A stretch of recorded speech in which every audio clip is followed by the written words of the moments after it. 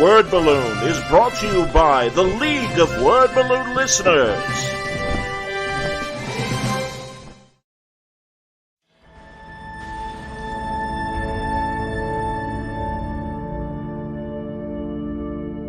I was such a fan of the Legion of Superheroes when I was a kid that I always wanted to work with this version of the characters that was designed back in the 1970s. They all had kind of sexier looking costumes that provided almost bikini-like effects for a lot of the characters, both for the men and the women. And there was a sense of the liberation of the age in the 70s. Long hair came into vogue, and there was a lot of feathered hair in some of the cases for the women, and it was designed by one of my favorite costume designers, the legendary Dave Cockrum, who designed the modern X-Men as well as the original Guardians of the Galaxy. And he did this first. He gave all these redesigns to every character. So when I got to create this single painting, I had no gig that had demanded it. It wasn't a deal I had made with anybody, so I started on the piece of art, worked on it for off and on through a year, pitched it to get it made into a print, which it luckily got accepted because it otherwise is a version of the characters that was no longer standing. This was sort of my love letter to the artists that defined that era and characters that really impacted me when I was a young child.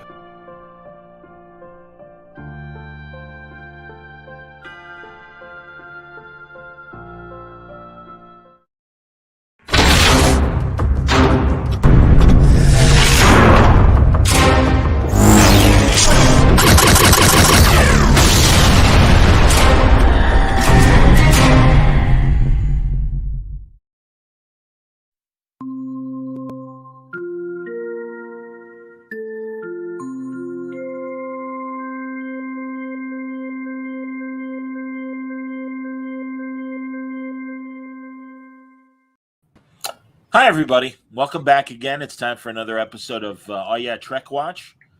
We are underway. Star Trek Lower Decks Season 2, Episode 1 has dropped with a thud, as far as I'm concerned. Good to see Franco. Good to see Mitch. Yeah, guys, I got to be honest. First episodes of seasons are usually supposed to be a really great beginning. And if this is what they consider to be a great beginning, we're in trouble. It was Don't awful, hold back, awful. Johnny. Yeah, it's awful. Let's go right into it. I thought we got to say some good things. I thought it looked nicer. That opening sequence with her on the Kardashian ship, the animation seemed better than the first season. I was like, oh, it's very fluid and it looks kind of cool. But the chase sequence with the ships was really cool animation, Yeah. and I'm like, they should do this on the actual other show, on the live action shows. Use this animation on the live action shows. Mhm. I got a nerd comment. What is that NCC? There was a number the ship that was on her. I was like, graphic. it's not the simulation. Cerritos number. So I'm like, nothing's done by accident. There must be some reason why it said NCC-1. Yeah, I don't know. 883. I was like, it must be a famous ship. If anyone watching knows from an Easter egg standpoint why that number is significant, Yeah. sure, and that's fine. I didn't notice a difference in the design, either a letdown or a boost, but I'll accept that. Whatever. I hate to pick on this from start to finish. I will say, literally, the last minute of I wonder what Boimler's doing right now. That was funny, and I laughed out loud. But I would say that they kind of teased half of that scene or a good chunk of it in the teaser leading up to this season. Yep. So I can't say I was really surprised. But also the whole episode was set up for that one joke, because they didn't show Boimler, whatever the hell his name is. I don't care about any of them, honestly. Yeah, I don't either. And it was just a setup. I hope he's having fun. He's on the other ship, and blah blah blah. And it's coming because you don't see him the whole episode. So again, it was very telegraphed. Yeah. Yes. Well, and again, to really even lay in more about, I don't care about these people. All it did was reinforce what we've already seen.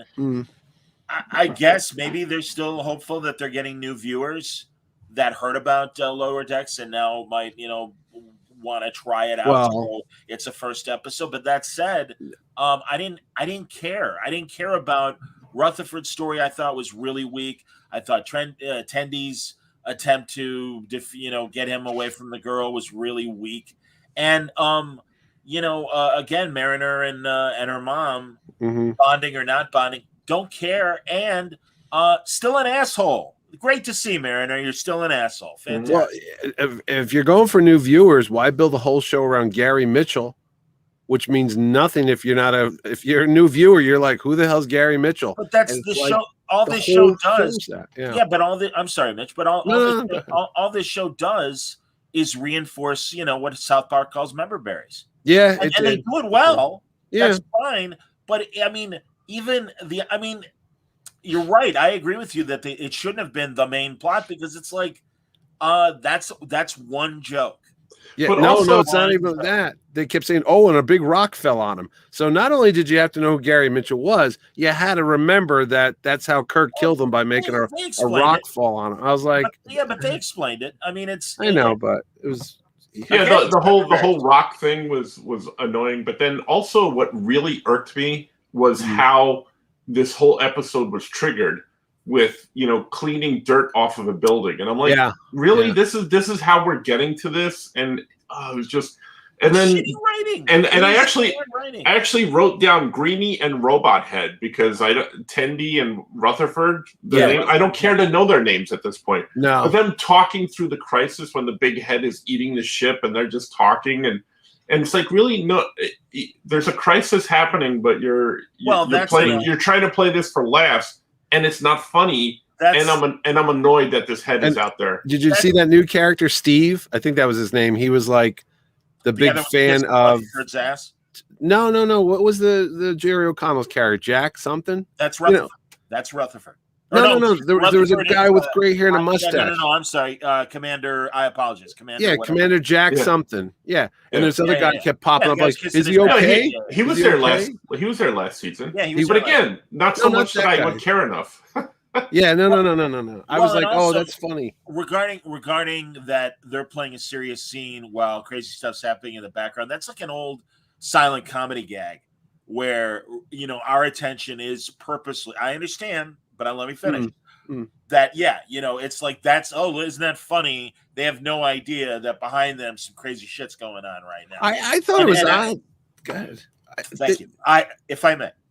Thank you. My point is, and again, you can find it in Chaplin. You can there's a great French silent comic, Jacques Tati, in the 50s, and that's like a classic sidekick thing. And also, two things: they did it in Rick and Morty. They did it last year as well on Lower Decks. Again, it's fine, but it's easy, and I don't think it's very clever. Please, I disagree with you. Go ahead. I disagree. I think it works. It's funny when it works, and here it just doesn't work. Yeah, it doesn't work. No, Go ahead, Mitch. Well, I was gonna say is it had a weird direction at one point when they were trying to be serious. When they were like, "Oh no, we've got this thing's attacking us," and it the whole tone of the show changed from being a wacky comedy to like a serious adventure. And I go, "Oh, okay." And I start watching it because I'm into old Trek, and I go, "Oh, all right, this might be an absurd adventure," and then it gets me, but then they go, we're not going to do that, we're going to get stupid again, and then they go for the B plot with Rutherford, which just was annoying that they would even go back and forth to it. And like you said at the very end, they're like, "Oh yeah, we forgot, where's Boimler," or whatever, and then they show him on the ship, and I'm like, yeah, okay, I don't know what the hell they were trying to do for a pilot or season premiere or whatever you want to call this thing.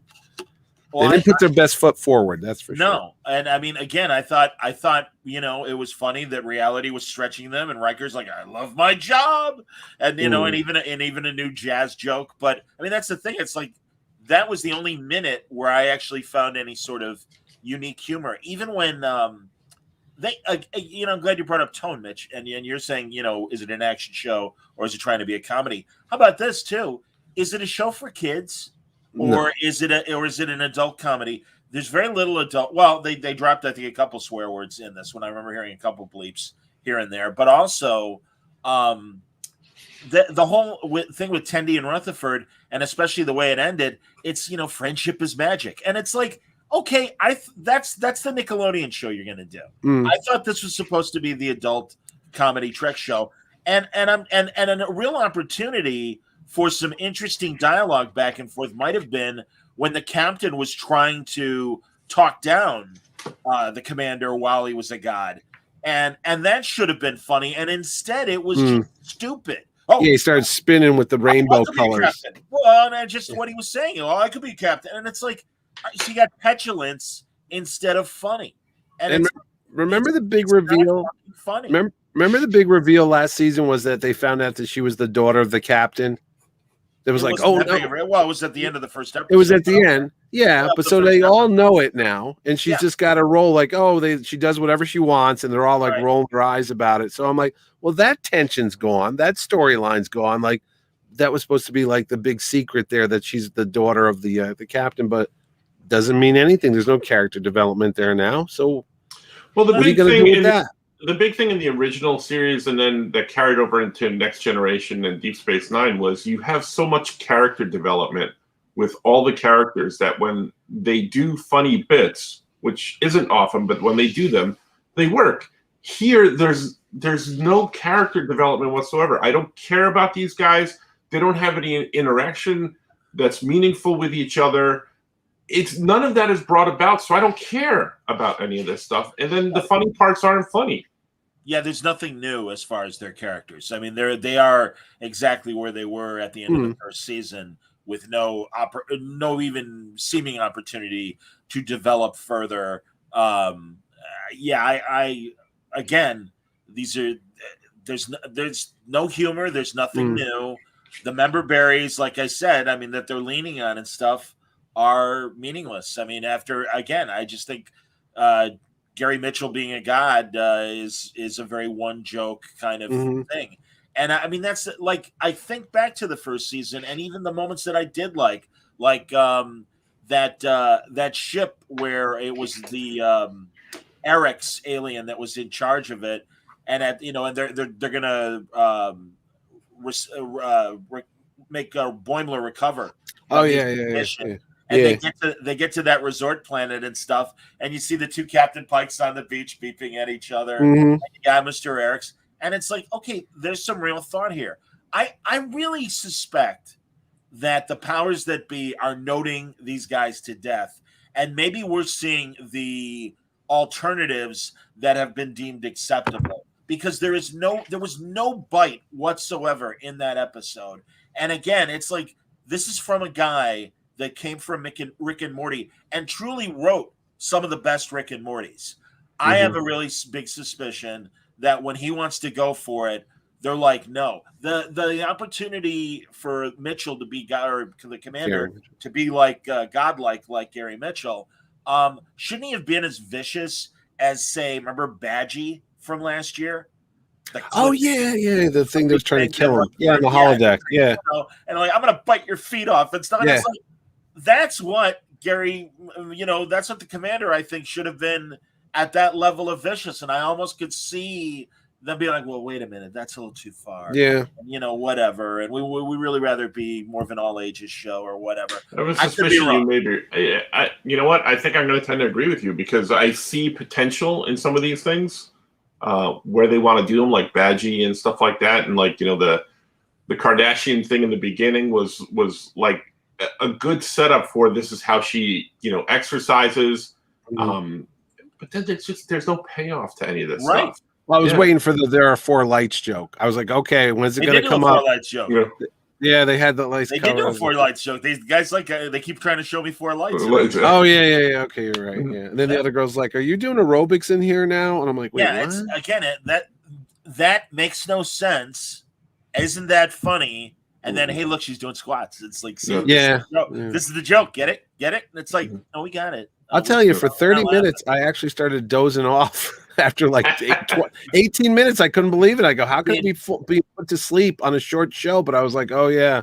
Mitch, did you get it commercial free, or are you getting I bought it with the commercials for $5. Me too. So did you get commercials? Yeah. I did commercials, which I found interesting. They still don't know how they do that rhyme to reason. I'm very confused by that. Yeah, because I actually watched. I watched an old. I was trying to think. I watched an old episode of Trek on Paramount Plus, which is stupid because every other service that streams it does it without any spots or anything.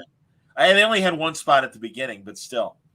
No, but so is the whole subplot for this whole season is them going to be getting Blomer back onto the ship? But that's the Blomer. worst premise. I hope it's not going to. Oh my God! I'm like every week it'll be like her pining away for him, and then showing him being wacky on the Titan, and then it's like, how are they going to? I hope not. Bring them back. I mean, there is. I do think there is potential for different comedy with Boimler on the Titan.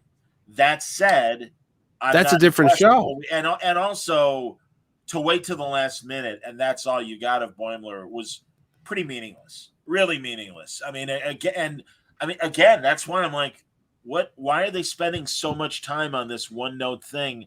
And the Tendi Rutherford story was just as shallow, and who cares? Mm-hmm. Boimler is the only thing that we all actually wanted to see, and to tease us for a minute, and the way that last season ended too. That's forgive me, and this is just occurring to me, kind of a diss. I mean, kind of an FU. You have to wait for the second episode to really see what Boimler's doing on the Titan. Honestly, I didn't think it was like Gary Mitchell at all. If you want to get Tro Trek, I thought it was more like, remember when the Apollo, they met the gods? Oh, there was the big hand. Yeah, but it reminded me more of that episode than the Gary Mitchell thing. I think that's I think that's on purpose. I mean, that's why I think you saw the giant head. Yelling at the Enterprise stuff. That's totally Apollo. Yeah. So I think it was kind of a combination of the two, frankly. They could have saved it and done a whole nother meaningless episode with that. It's true. Instead of combining them for the one meaningless episode here. And try and think even less harder, as they've so far shown in one episode in one season. I don't know. I'm see, really you gotta show, like, what's the other one we talk about all the time? The Discovery? Discovery. Yeah. You got to show like Discovery, which is kind of Trek-like too. And they've got their serious stuff and they have their humor too, and they blend it together. It's possible to do it. It's not like it's, impossible to pull this off. Well, somehow they fuck it up every week. That's the whole point of the show. And they seem to be, like Kirk says to Khan in Star Trek 2, but like a bad hunter, you keep missing the target. And you think by now they would have had their sea legs and they would have figured out who all the characters were. Yes. But as soon as it started off, I go, we're right back where we started. Here we go again. Man, you hit it on the nose. Because honestly, it's like, okay, I will concede that there are growing pains in a first season. You know that they're like, all right, what worked, what didn't work. Unless, they're all drinking the Kool-Aid. Well, everything was great. I thought everything was great. So do I. I think everything was great too. And it's like, are you fucking kidding me? It's like, and that's why, and especially in the case of Tendi and Rutherford, I like them better. It's kind of like the 5-year engagement where I'm actually paying more attention to Alison Brie and Chris Pratt than Emily, what's her name? Emily Blunt and Jason Biggs or whatever. Not Jason Biggs. You know what I'm talking about. The guy from the guy from the Muppet movie and from Jason Segel. Jason Segel, thank you. Yeah, I mean, they were supposed to be the stars, but really, like, Chris Pratt and Alison Brie kind of still stole the movie from them. And I think there's more interesting things about Tendi and Rutherford than Boimler and certainly Mariner. And again, I'm sorry, I don't think she's funny. I don't think she's cool with her behavior. I think she's an asshole. I think she's way too selfish. At the end, and I'm glad Mom threw her in the brig, but obey my rules. I'll do what I want. Thanks. But why did she throw in the brig when she goes into her Reddit room to take a message from her husband her boyfriend or something? Yeah. No, that's her husband. That's her husband / like superior, and just straight up lie to him. No, everything's fine. Oh, that was. I didn't know that was her husband. I thought, like, who's this guy? That was very Starfleet. Yeah. Yep. Mm-hmm. Yeah, exactly. I mean, again, I don't believe their reality. I mean, in terms of that Starfleet people would get away with this kind of bullshit.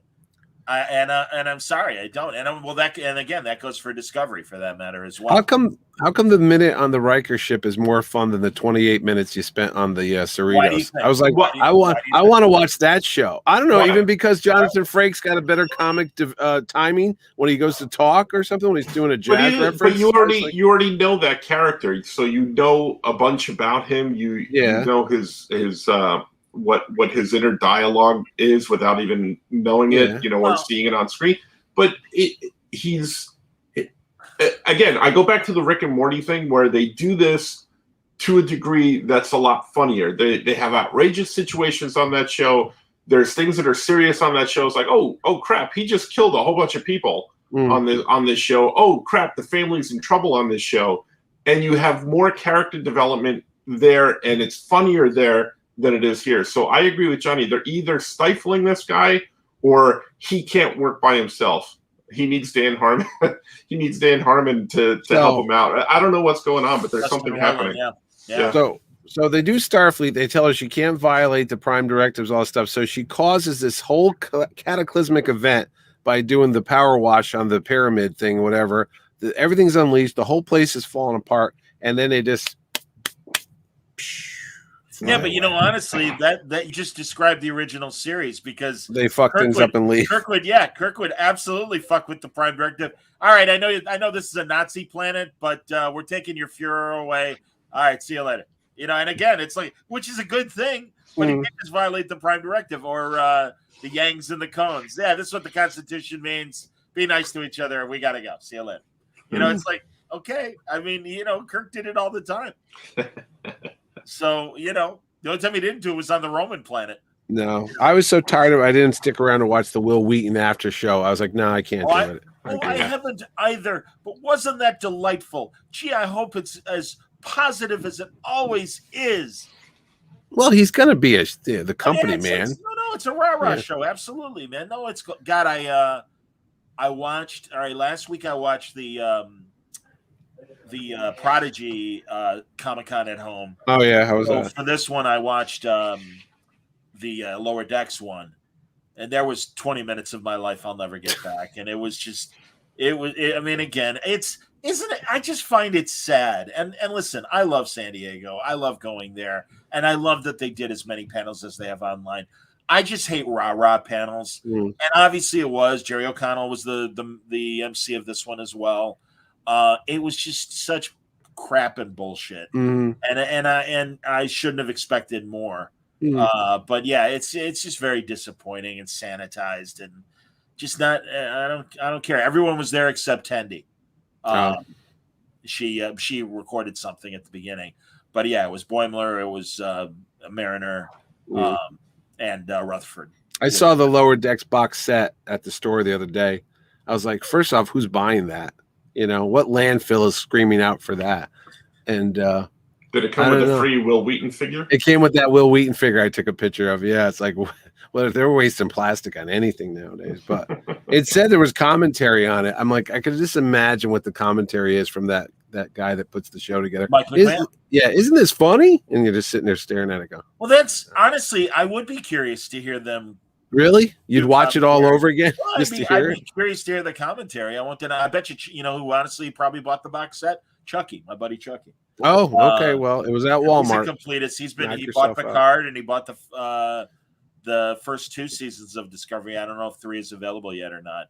By the way, while we're talking about Trek merchandise, that crossover novel series, Star Trek Coda, and I think I might have mentioned it last week as well. It starts at the end of September.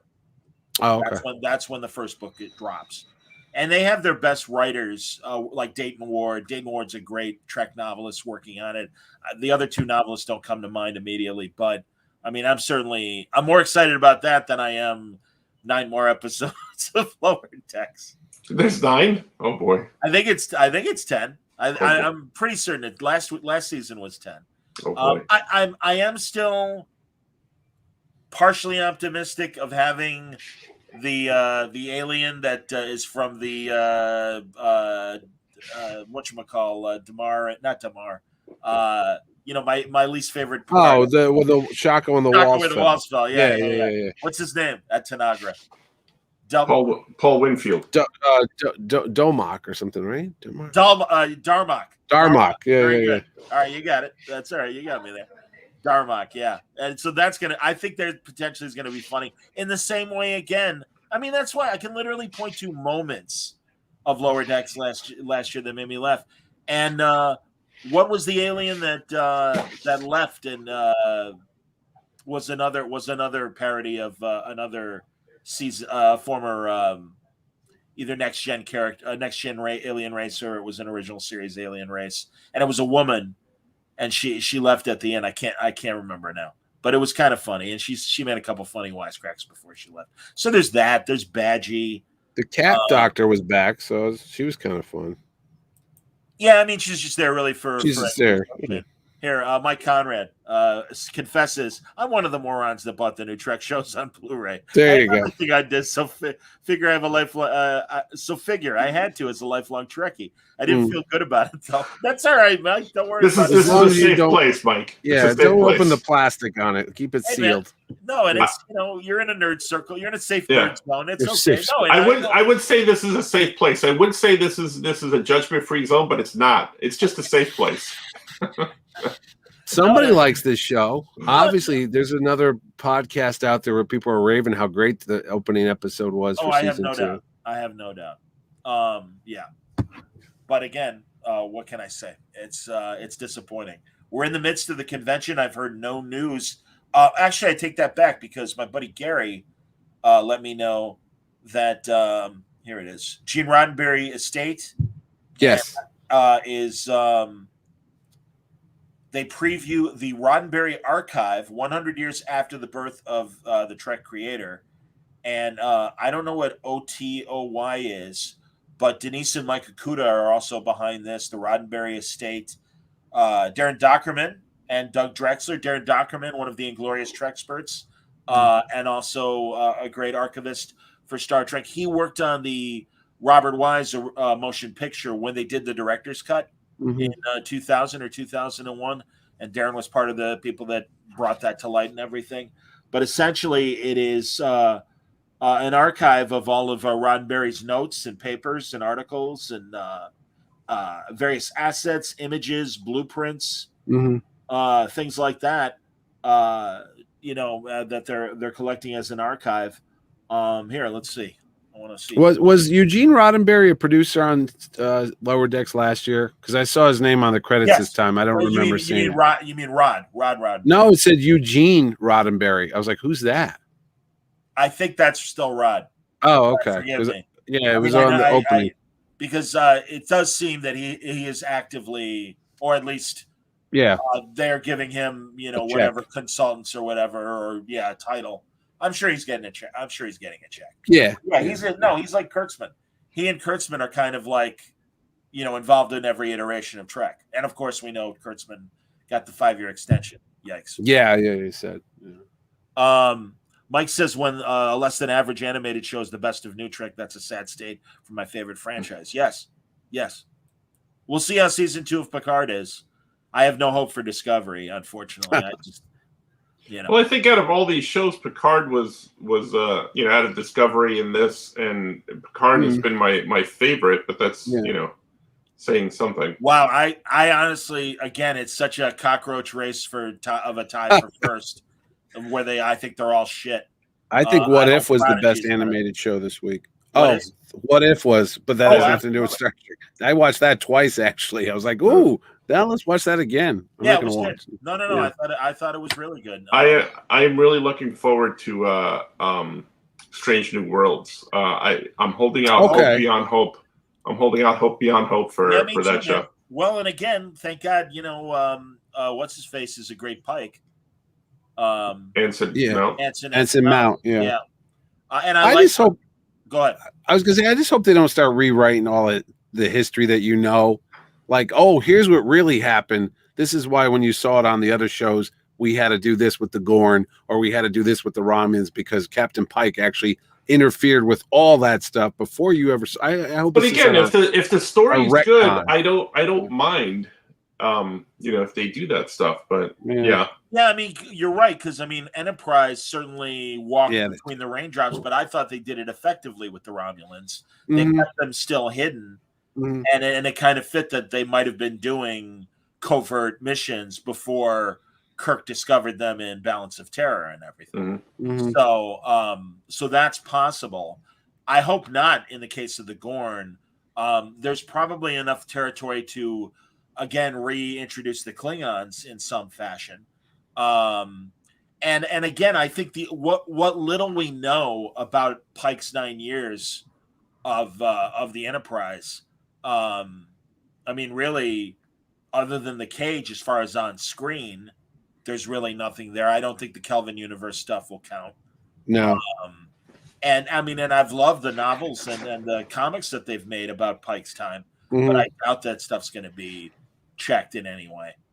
I think if they only did a clean slate and did you another Star Trek that was set 80 years in the future, instead of doing Discovery, which is a prequel, instead of doing Brave New World, which is a prequel, whatever it's called, New Voyages. But well, Discovery was a prequel, and now it's in the future, so I don't know. Well, what the it's hell's in the going on future, but it's so far in the future, but it's also in another galaxy or wherever the hell they are. It doesn't count anymore. So it's like you don't want to go 1,000 years and see the Federation wiped out. Just in 80 or 100 years would have been fine enough. So you could have had some connection to the other next gen. Well, there was enough politics going on at the end of Voyager, Next Gen, and Deep Space Nine that it would be cool to even jump 20 years in the future. Right. The way the proposed season 8 that they do in the Deep Space Nine documentary, where it starts and everything. Because it's like, well, what did happen after Romulus exploded immediately? Mm-hmm. We're getting a bit of that now in Picard. Yeah, they hint at it, but I don't know. Oh, again, it happens in a vacuum. You that they not even have a throwaway line about the Klingon Empire thinks this about the Borg having, or the Romulans having a Borg cube, or after the explosion of Romulus, whatever the Klingons are thinking. It's like that just doesn't make sense that they would comment on it. And I agree with you. I think there's tons of political potential there. And also, man, I'll tell you, I keep watching the Red Letter Media guys and their reviews of all the Star Trek stuff, and they made a very cogent point about Picard that does bother me. Admiral Fuck You says to Picard that well, I don't remember. It's such a shame because I love Ann Magnuson. She's a great actress, and I've been a fan of hers ever since I first started seeing her in the 80s. I think we should do a change.org petition to change her name to Admiral Fuck You. Yeah. So she's from F Troop. She's one of the Fakawis. But anyway, she says that like 15 Federation planets were ready to leave if we went to help the Romulans. And it's like, okay, but there's like at least 100, if not 1,000, like planets that are in the Federation. So that's a problem, and it's like definitely a diplomatic problem that has to be resolved. But just because 15 of them, it's like, I thought the Federation was bigger than that. I thought the Romulan Star Empire, frankly, was bigger. That this is a cataclysm, but we have enough ships on other planets that we could rescue our own people. And again, that's the whole thing. It's like we don't have any ships. All right, well, the Federation is going to help you. All right, we're on these jerkwater planets, and then the climax. Here's a giant fleet of ships, and it's like, yeah. There's just so many untapped potential shows that they could have gone with that would have appeased everybody. Like you could have did like the Cult of Sisko. Like there's a whole group of religious people that worship Benjamin Sisko because he saved the war and he disappeared like a god. That would be a great storyline. And then there's just like, I don't know. We get stuck with all these different shows, and if you put them all together, none of them compare. They don't hold a candle to even the shittiest of shows on Voyager or fucking Deep Space Nine years ago. You know what I'm saying? Even I'd watch a bad Voyager or an Enterprise before I'd watch the goddamn new cartoon or Discovery. It's like, what the fuck? How hard is this? The only new Trek that I've watched more than once has been the one episode of Discovery where they go back to Talos 4. And I only resaw it one time. But that's the only one where I'm like, I'd like to see that again. because parts of it I enjoyed. Well, I like the way they cut it, like the way they were like, and they intercut the whole menagerie stuff in there with Pike. That was clever. But yeah, I never watched the worst one ever is when she became the Red Angel, and she led them into that black hole thing that pushed them into the future. The season 2 ending on Discovery, that was like the worst. I couldn't take it anymore. I was like, look at her. Did I tell you guys the story that I heard? The background story. Mike here says New Trek has very few people, if any, working on it who have ever watched any previous Trek. In my humble opinion, I agree. I don't know. Maybe it's something I shouldn't tell on the air. What? Even though you know why they did that storyline about the Red Angel? Well, I might have. I think I told you guys off the air. I'll tell it. Someone I know made the title sequences for. Oh yeah, you said this last week. All right. Yeah. All right, I'm gonna leave it there because I think I just talked about it off the air, and I'm not gonna do it. It's not my story to tell. Right. Yeah. If the guy's watching, I'll apologize. I'm just so disgusted. Mike, I believe that is true. I wish I could tell. I wish we all knew. God, I hate to say it, but like, you really do almost need a kind of loyalty to Trek Oath. Well, if you're gonna write there and be like, okay, what have you seen? And Mike McMahon has clearly watched Star Trek, and definitely of everyone in the room, he's the guy that has watched a lot of Star Trek. And I know the Benson sisters who've worked on Prodigy season 1, which we haven't seen yet. I know they are legitimate Star Trek people. You need a Jon Favreau and a Dave Filoni. Yes. Who did the Mandalorian to do a Star Trek thing. That's the problem. I mean, you got all that, the Rise of Skywalker and all these new Star Wars shows. They don't work well. They're in that universe, but you don't have true fans. And then when you get a Favreau and a Filoni who are fans and respect the material, you get a world that's acceptable because they like it. They'll watch it. They're making it for themselves and thereby making it for fellow fans who also appreciate it of a certain age that respect the material. The newer ones, I think they're just getting a job. Like you could take the name of the character, insert name here, put a name B, and put it on any other science fiction show. Really, you wouldn't know the difference. There's none of this stuff that's like pure Trek. It's just, and again, they're because they continue to steal from other shows. Discovery. I mean, Picard is part Battlestar Galactica, part Blade Runner. You got the Romulan Hobbit that beheads people and stuff. I mean, it's such a shit show, and that's the thing. All these shows, they're goddamn shit shows. What do you think? It's just put together by a committee. They sit there and they go, "Hey, what works? Take a little bit of this, take a little Lord of the Rings, take a little bit, and just put it all in a blender and just spit it out, and it's got to hit." Hey, Steven says to Mike, no offense, but if you buy their crap, they're going to keep making crap. I want them to make it, but I want them to make better crap. Yeah. Well, I would say to a point, the sales figures are down. The ratings are down. They know it. And they'll try. And also, by the way, the vendors, not in the case of the DVDs, but the toy people know it. Oh, yeah. And I'm sorry, it's not as popular as classic Trek. And again, they will be snubbed. Nobody wants a Boimler doll. But I'll tell you what. I was because I'm out promoting my next convention at the Gamer Show, and I saw they have all the Funko Pops of all the original Trek characters in the Mirror, the bearded Spock.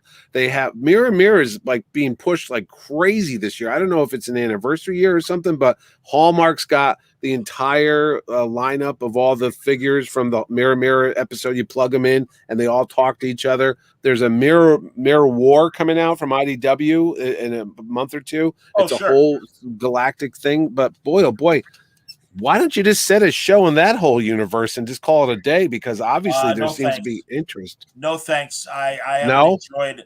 Well, I haven't enjoyed the Discovery time in the Mirror universe. Oh, okay. So that's just me. But that's why I'm saying Deep Space Nine did a good one. I think all of them did a good one, except for Discovery. But Mitch, they're not going to do is not do an original series Mirror Universe show or a Deep Space Nine Mirror Universe show. What they're going to do is New Trek in the new Mirror. In the Mirror Universe, we've seen it. It's shit. Good Lord, that stupid Cirque du Soleil tribute to the Emperor that they did. Yeah. I mean. No, I'm sorry. They, again, Mike, I can't wait till Vegas opens up again and we get Cirque du Soleil Trek.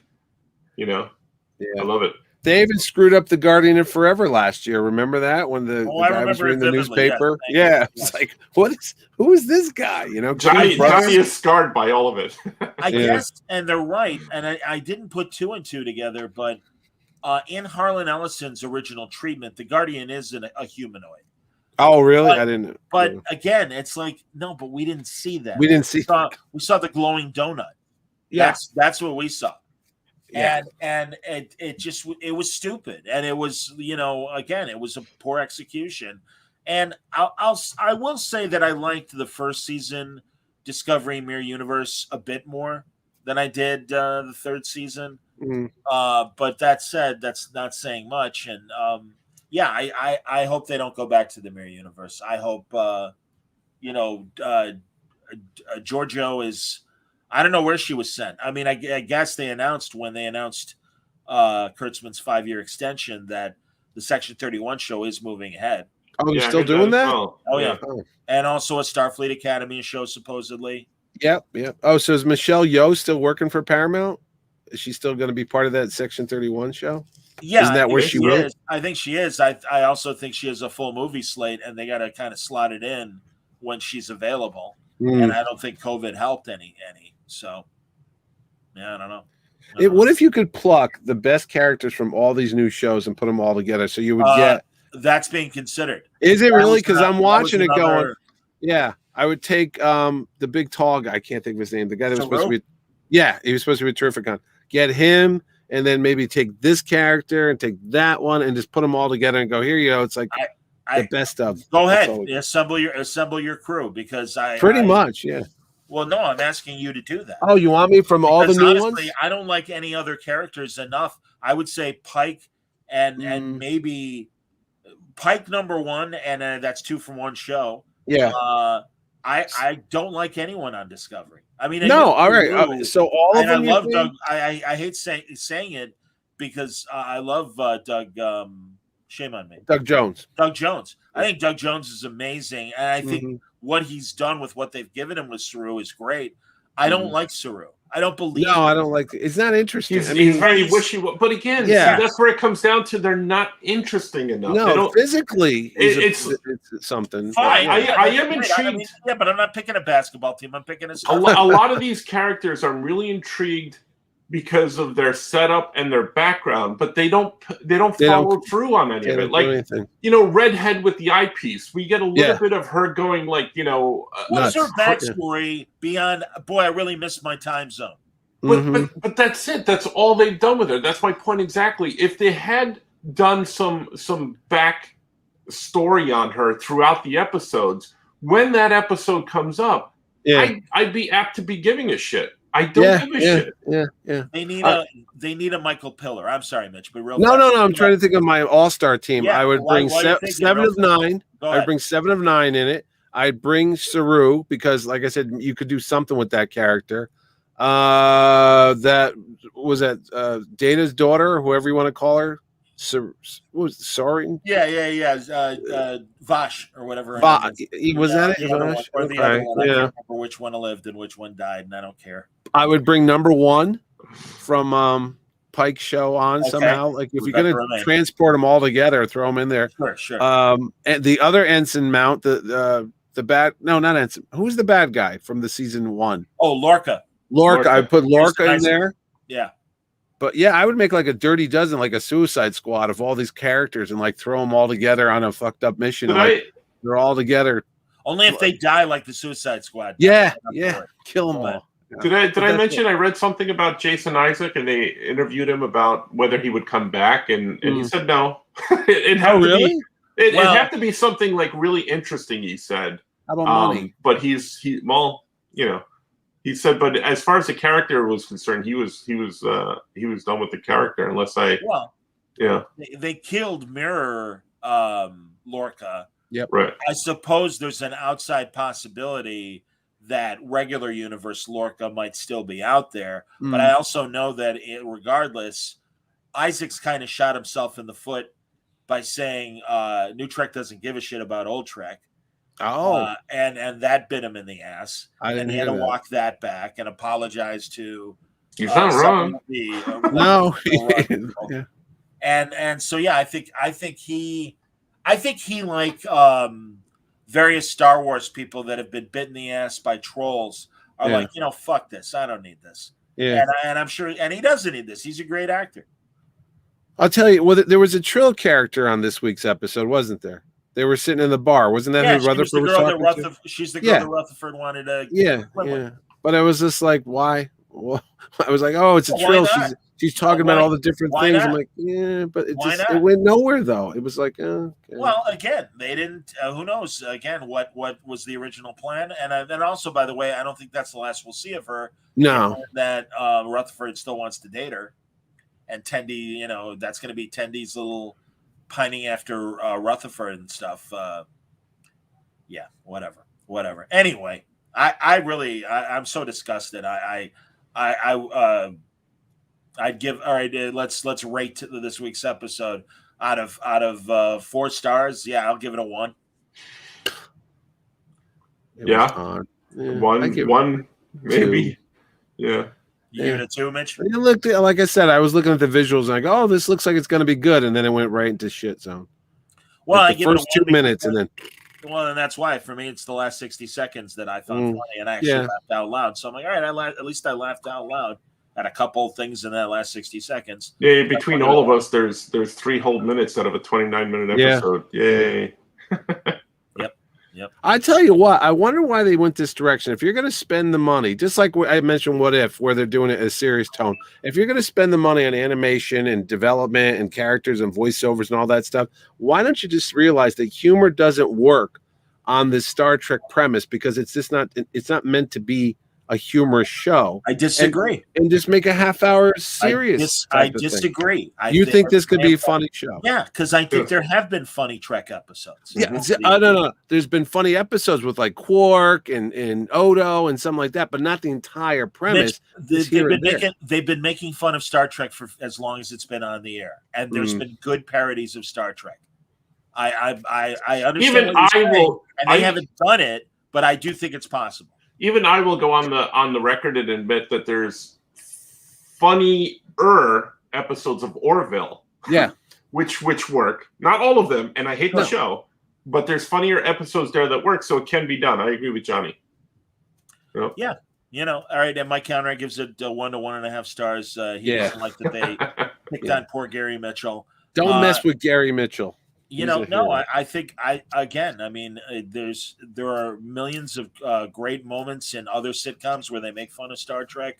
Frasier had the engineer that was a massive Trekkie, and Roz walks in the room, he's like, Roz, set phasers on stunning, and stupid stuff like that. And I mean, even that celebration of Trek that UPN did, with Jason Alexander, and there was that one scene where the Frasier cast is the bridge crew under Janeway Mulgrew. And it was a funny scene, and Niles was like the communications officer, and Roz is there, and John Mahoney, the Frasier's dad. I mean, look it up; it's online. You can find it. Even SNL did that last episode of the season. They did that Star Trek with the millennials. And they were like, "Don't talk to her that way," and they would walk off. I'm like, "That you could do that on this show," and that was making fun of Discovery, and that was genius. Yeah. So once again, if you really want to go there, you can go there. But yeah, what's her face? Casey or Carey Mulligan, who frankly also he hates Carey Mulligan almost as much as he hates the Orville. Almost. By the way, Orville news: Seth MacFarlane's like, we finished shooting. Oh. Yeah, so that's a good sign. I mean, I understand. Hey, COVID. Yeah, it's only been 2 years. Well, again, they were planning on coming back this year, but COVID happened. It's real. I know. It fucked up a lot of production. That's. Yeah. I'll cut him slack. It's all right. It killed Stumptown. Look at that. Yes, it did. I know. It bummed me out. Poor Rucka. That should have kept going. That was a great show. I see. There's an Orville comic coming out next month. Oh, who's making it? I guess it's IDW. I saw it in previews. Why do you guess it's IDW? Because they seem to do all the licensed stuff nowadays, don't they? They do a lot of it. I mean, Dark Horse doesn't have as much. All right, before we leave, maybe BoomTube. I don't know. Or Boom Studios. Let's find out before we leave who's doing the Orville comic. Looking it up. Yeah. No, not So- a fan. I think No. it is. So what is this, like a 10-episode season? So Yeah. we're- I think so. oh boy, can't wait. Got 9 more to go. Uh, At least we're not screaming yet. Dark Horse is doing the order. Oh, sorry. Dark Horse is No, paying no. money again. No, I mean, like obviously IDW has the Trek license, but no, I wouldn't think they would go after the Orville license, given that they already have the Trek license. Hmm. All right, that's enough. I think we're Can't done. wait. Did it? Oh, yeah, one thing. I didn't see a trailer for next week's episode. Neither did I. I waited. I Maybe- fast forwarded. I was like, hey. Maybe they where's- canceled it. No, I was like, you're trying to get people to watch it. You usually tease what's going to be on next week. And I'm like, well, No, and they That's did last year.